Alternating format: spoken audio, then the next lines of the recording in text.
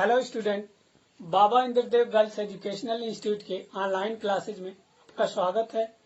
आज हम पढ़ेंगे प्रारंभिक शिक्षा के नवीन प्रयास डीएलएस सेकेंड सेमेस्टर। टॉपिक है हमारा 1813 का आज्ञा पत्र। तो आइए जानते हैं 1813 का आज्ञा पत्र क्या है।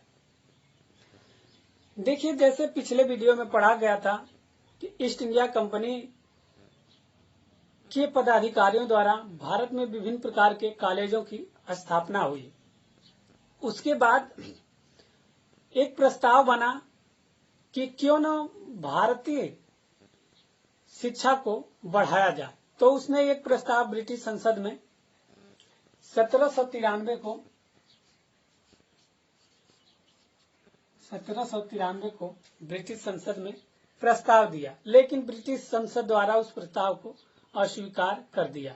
इसके बाद ईसाई मिशनरियों ने आंदोलन शुरू कर दिया। जैसे ईसाई मिशनरी चाहते थे कि भारत के लोग शिक्षित हो ताकि अंग्रेजी को समझे और हमारे धर्म का प्रचार प्रसार भी हो और हमें व्यापार करने में भी आसानी रहे। क्योंकि ईस्ट इंडिया कंपनी में ही एक दल ईसाई मिशनरी थे, तो उन्होंने आंदोलन जारी रखा कुछ दिनों तक। उसके बाद 1813 के आज्ञा पत्र में संशोधन हुआ और ब्रिटिश संसद द्वारा यह प्रस्ताव रखा गया कि भारतीयों की शिक्षा दिन प्रतिदिन बिगड़ती जा रही है या अवनति हो रही है भारतीयों की शिक्षा। तो कंपनी ने सरकार के ऊपर प्रेशर दिया कि नहीं, आप इसकी कुछ व्यवस्था कीजिए। उसके बाद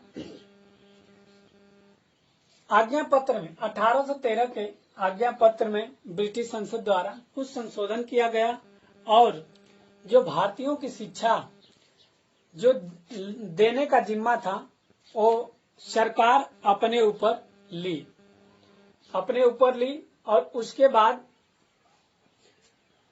सरकार ये सोची कि भारतीयों की शिक्षा पर कुछ धन खर्च किया जाए।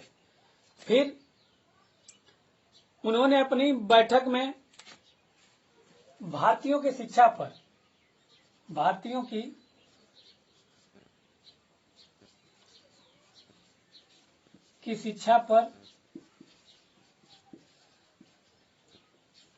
1 लाख रुपया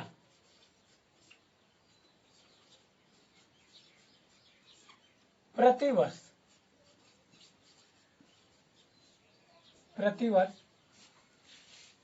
ध्यान दीजिएगा, ये पॉइंट बहुत इंपॉर्टेंट है। अभी आगे इसी बात की चर्चा होगी। 1 लाख रुपया प्रतिवर्ष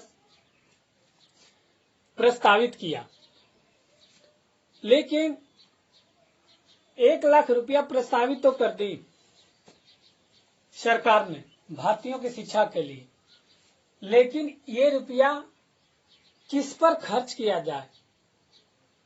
1813 के आज्ञा पत्र में ये विवाद उत्पन्न हो गया क्योंकि इसमें कई प्रकार के दल थे। एक तो मिशनरी थे, उसके बाद ईस्ट इंडिया कंपनी में भी जो ब्रिटिश से एक और दल आया था, और उसके बाद भारतीय लोग में भी 2 धारा के लोग थे। तो धीरे धीरे उसमें विवाद स्टार्ट हो गया कि ये 1 लाख रुपये की जो धनराशि है वो किस पर खर्च की जाए। तो नेक्स्ट हमारा टॉपिक है प्राच्य और पाश्चात्य विवाद। प्राच्य और पाश्चात्य विवाद, ये 2 वर्ग के लोग थे। तो इसकी चर्चा हम अगले वीडियो में करेंगे। धन्यवाद।